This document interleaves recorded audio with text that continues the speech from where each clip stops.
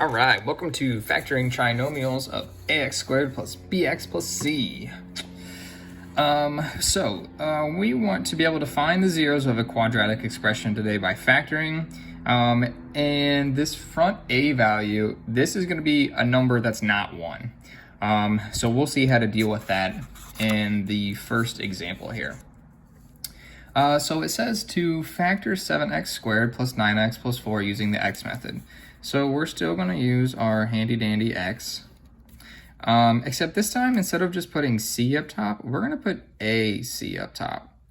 And what we're going to do is we're going to multiply a and c together, because now we have this extra term right here that is being multiplied throughout when we FOIL. So we have to account for that extra term, and we're going to account for it by putting a times c in this top x. So a times c is going to give us 28. So we want two numbers that multiply to give us 28. And what's our b value? Well, our b value is 29. And we want those two numbers to add to get 29. So what I like to do is I like to write my factors off to the side. So 1 times 28 gives me 28. 2 times 14 would give me 28. But actually, if you notice already, if we have to get to 29, is 2 plus 14 going to give us 29? No. But you know what will? 1 and 28 will. So what I'm going to do is I'm going to write 1 here. I'm going to write 28 here. And so now we have to, since we can't just go ahead and say, oh, x plus 1, x plus 28, that's our answer, because we have to account for this a value that we threw in here. We multiplied this by 28. So since we multiplied this by 28, we're going to want to divide each of these sides by a. So we're going to want to divide each of these sides by a. So what was a? Well, a was 7. And then we're going to divide this by 7.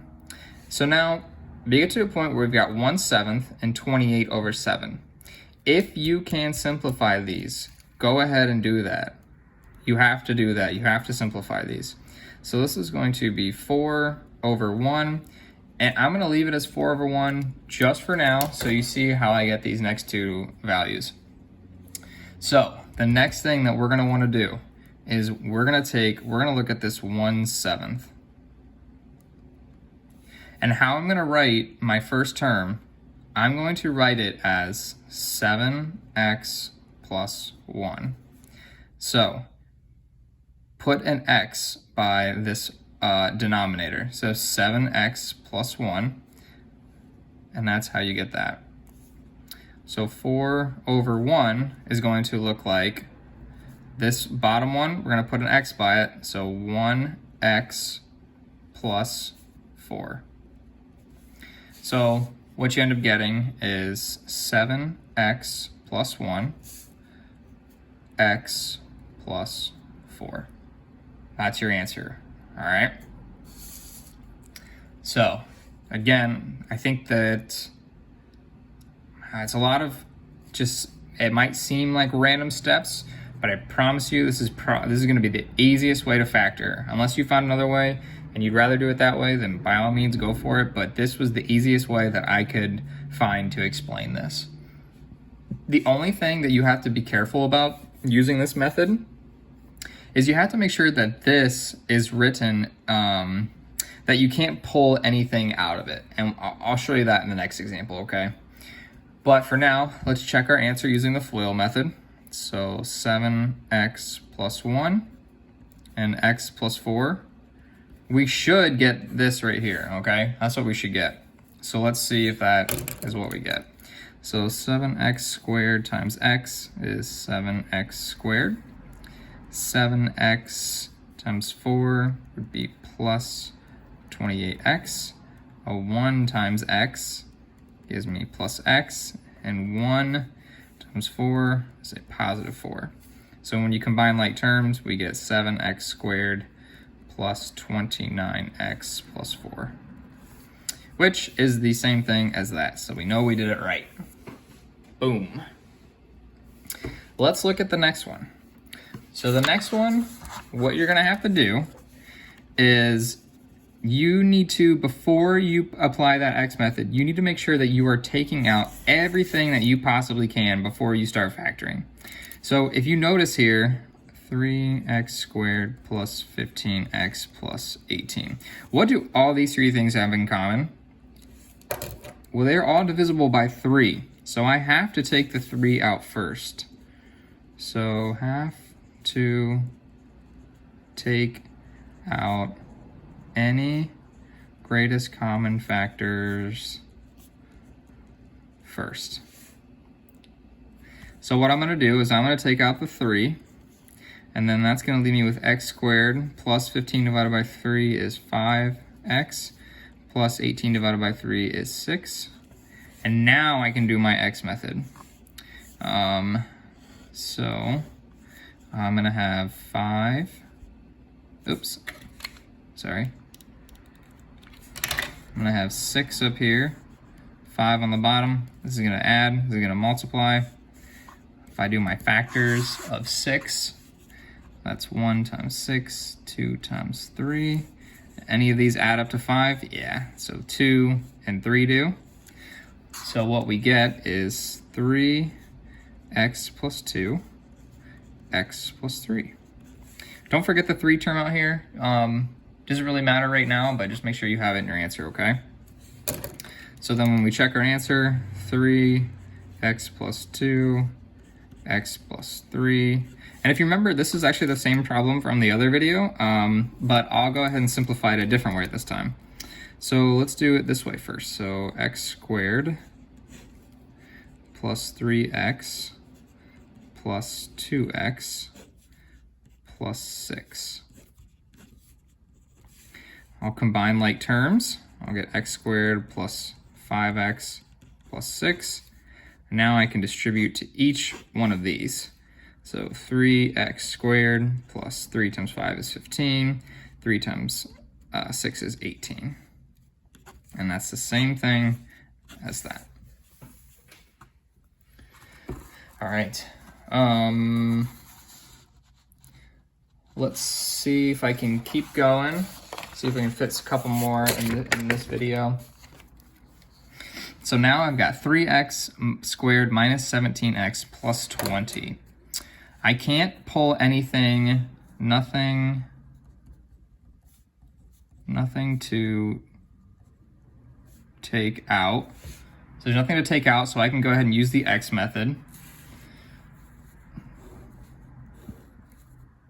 So remember, this is AC, and that's B. So AC in this case is going to be 3 times 20, which gives me 60. So I'll have 60 up here. And my B value is a negative 17. So we want to find two numbers that add to negative 17, but multiply to get to 60. So let's write out the factors of 60 off to the side here. So I've got 1 times 60, 2 times 30, 3 times 20, 4 times 15, and 5 times 12. Aha! Okay, so this top number needs to be positive. This bottom number needs to be negative. So that means that these two numbers over here have to both be negative. So two negatives are going to add up to a positive. And if you notice here, what's 5 plus 12? Yeah, that's 17. So let's make this a negative 5 and a negative 12. So now I've got two numbers that add to negative 17, but multiply it to get to 60. So then we can go ahead and now we need to divide by A on both sides. And what was A? Well, A was 3. So let's divide by 3, divide by 3. I can't simplify this one, but I can simplify this one. This would be negative 4 over 1. And so now, let's write this in orange, negative 5 over 3. That's going to turn into our, this is going to give us 3 x minus 5. So the first number, always write with x. Second number, just write off to the side. So 3x minus 5, that's our first term. And then for this one, negative 4 over 1. This is going to give us, do the bottom one first. So this will be 1x, or just x, minus 4. So our answer is 3x minus 5 and x minus 4. So let's double check that we did it right. So 3x minus 5, x minus 4. So I will distribute. So I get 3x squared. This is minus 12x. Negative 5 times x would be negative 5x. And negative 5 times negative 4 is positive 20. Combine like terms, we get 3x squared minus 17x plus 20. Wow, it's like magic, right? Not really, but yeah, pretty cool. All right, let me cut the video there and then we will finish up the rest of these notes.